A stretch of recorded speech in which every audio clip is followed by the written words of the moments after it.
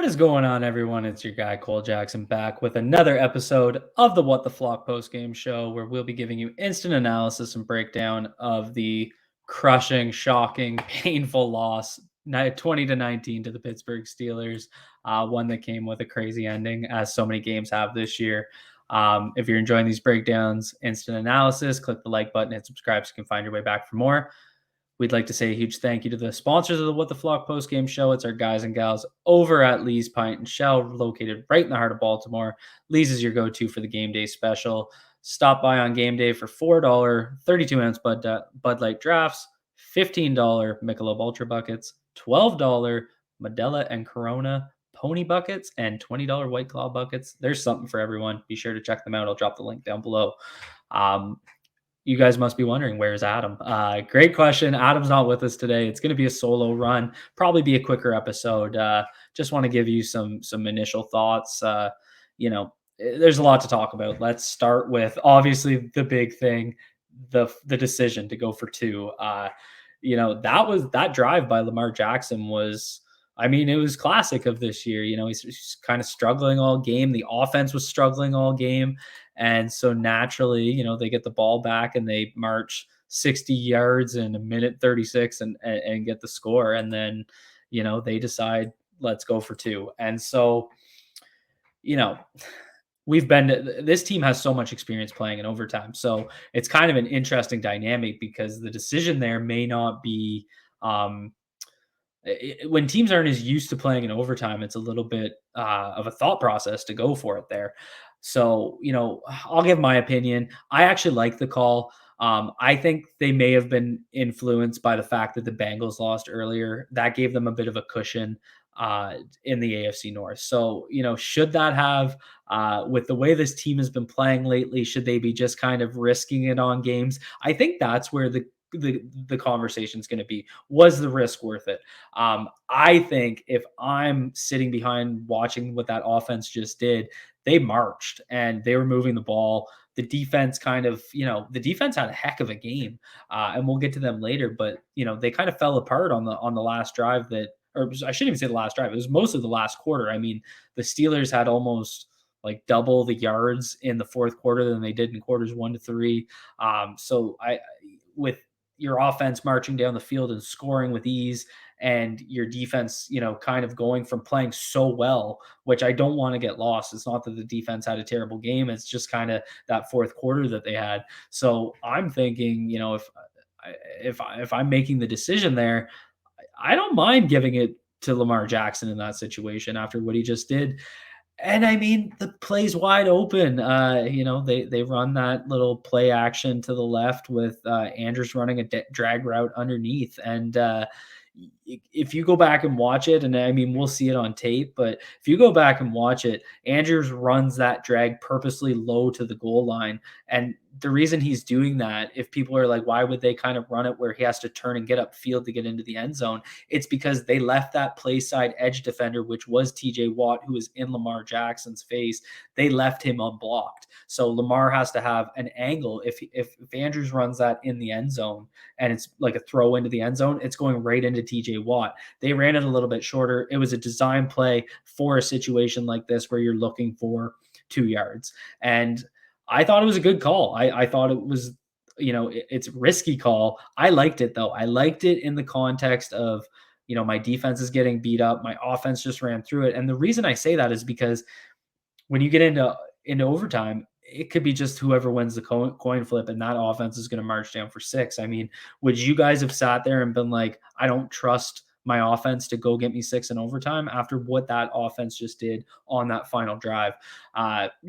Based on how they played earlier in the game, they're basically polar opposites. Steelers offense struggled for 3 quarters, turns it on in the fourth. I guess it was kind of the same, but it was really turning it on in that last play.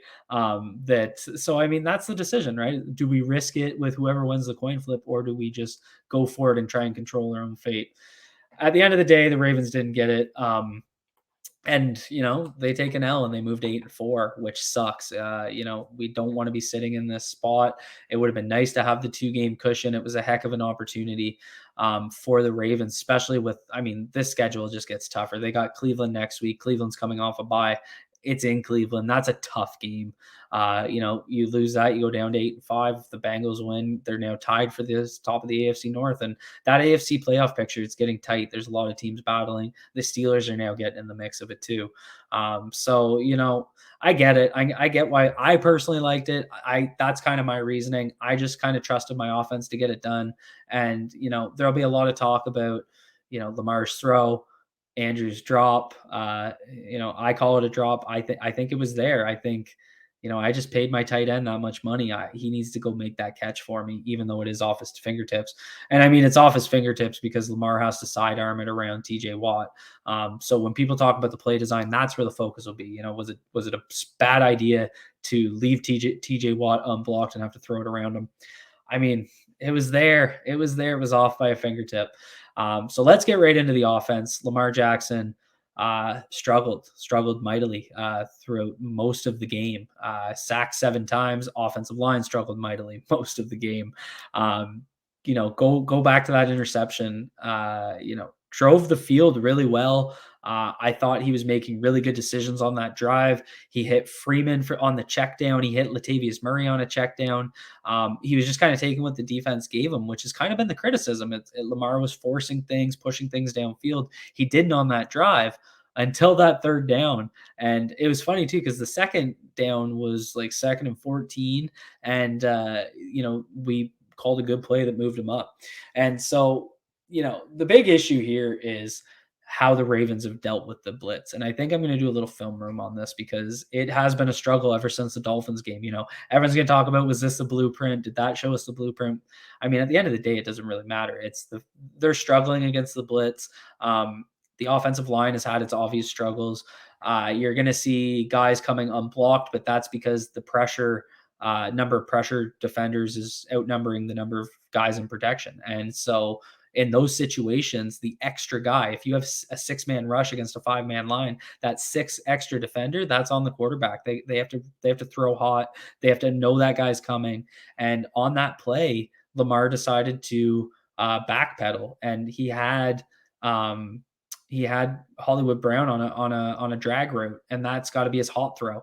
So we need to look at a lot more than just that. It's a whole thing because we've seen issues in slide protection with the offensive line that has left a guy unblocked, but has 2 defenders blocked. So, that's kind of more of a schematic / offensive line issue. So there's other issues here. It's not just a Lamar Jackson problem, but that whole, I'm going to drop back and just heave it up and hope someone's out there, that was a Lamar Jackson problem. That's just poor decision-making. That's, maybe if that's the last play of the game and you just got to put the ball up for someone, sure. That's what you have to do. You can't throw it away when the game's on the line. But when you're in the first quarter and you're kind of, moving down the field, throw it away, take 3 points, move on. It seemed like they tried to get his confidence back with some runs, and I actually think Lamar made some better decisions after that. But that's just the type of turnover that we can't have from Lamar Jackson.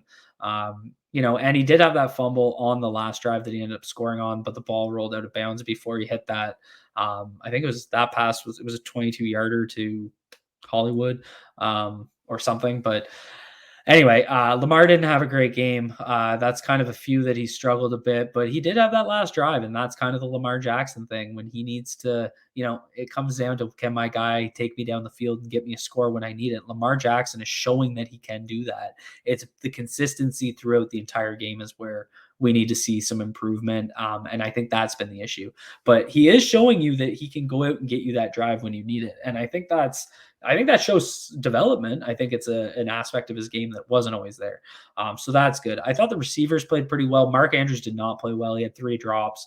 He had 4 catches, 50 yards on 9 targets. But 3 of them were drops, and some of them were pretty egregious. And go back to that first drop he had. It was, there was a couple of bad offensive line plays that, resulted in a sack. And then Lamar had just had that interception, and then he drops a dime into Andrews, and Andrews drops it. And this is kind of the dysfunction of this offense. It's like, once one thing kind of sorts itself out, the other thing starts. And they're showing that they have playmakers, guys that can make plays in big moments. It was Andrews after that drop caught that seam route that set up the Devontae Freeman rushing touchdown. So it's not that they, are dysfunctional to the point where they can't get things done. It's the consistency, and that's just going to come with time. On the issue of, was it a drop? Was it a bad throw? It hits his It hits his fingertips. Like I said, he's got to catch that. Could it have been placed better? Of course it could have. But Andrews knows that ball is getting thrown around an unblocked defender. Tip it up to yourself. Do what you got to do to make that catch. I put that more on Andrews than Lamar. If you guys disagree, drop a comment down below. I'm interested in your thoughts. Moving on to the offensive line.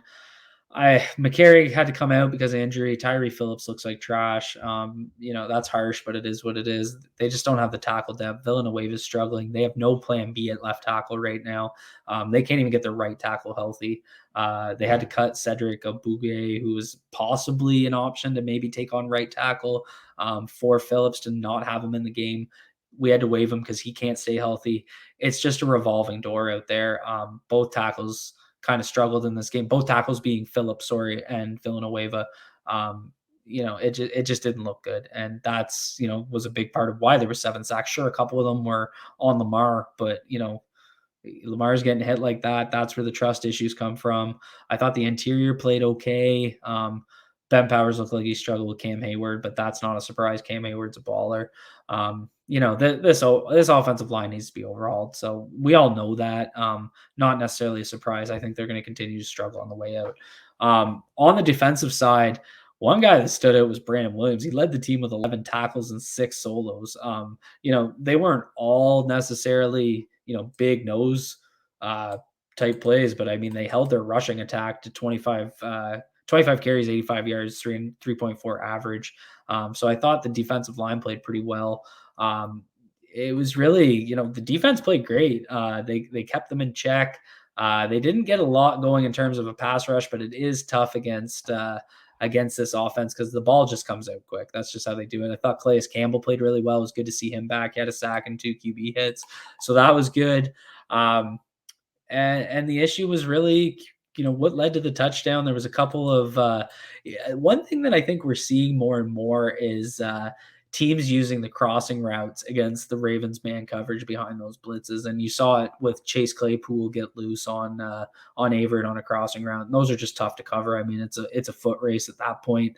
Averett couldn't keep up with Claypool. Claypool got it on the touchdown to Deontay Johnson. It's typical, someone didn't do their job, and I'm going to have to go back and watch it. I can't figure out those secondary assignments off of the live watch, but Averett looked around like he expected, I think it was Stone. I don't even know which other guy was on that side of the field that they had 2 guys covering one Steeler while Deontay Johnson ran open. It was just straight up a communication error. And, that's kind of the story, right? It's either a missed tackle or communication error that leads to a big play. And that's kind of what happened to the defense at the end of the game. They just keep having that happen. So it's unfortunate, but overall, I think, the last 2 games, the defense is playing well, and, they just can't seem to get it done offensively to put them in positions to win. And that's really what's hurting this team.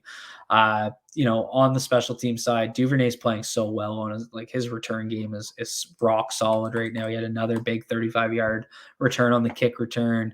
He had a 12-yard return on a punt return. So he's playing well. Tucker's money. So not much to really report there. I thought Sam Cook looked a little bit better today.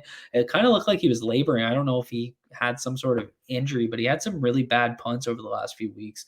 But he came back and he looked pretty good. So that was good to see as well. And so, I mean, this really begs the question: who should get the Lee's Pint Shell Player of the Game? And I'm actually going to give it to a guy that I think deserves it because he takes a lot of heat from this fan base. And deservedly so. I've given him a ton of heat myself, and it's Brandon Williams. I thought he really balled out today, played really well in the center of the defense, had that big, when the Steelers got to first and goal before they scored, he made that big tackle for a loss that made it like 1st and 12 on the goal. But that was a big play. It didn't work because the Steelers ended up scoring anyway. But he made some impact plays. I thought he controlled the middle of the defense against Najee Harris really well. I think they really needed him to kind of step up and have that big game, and he did. So that's where I'm giving my game ball. Who do you guys think should get it? Drop a comment down below. Like I said, we keep this short and sweet. Let me know what you guys think. I'm curious to hear from you. That's all we have for you today. Be good to yourselves. Be good to each other. Peace out.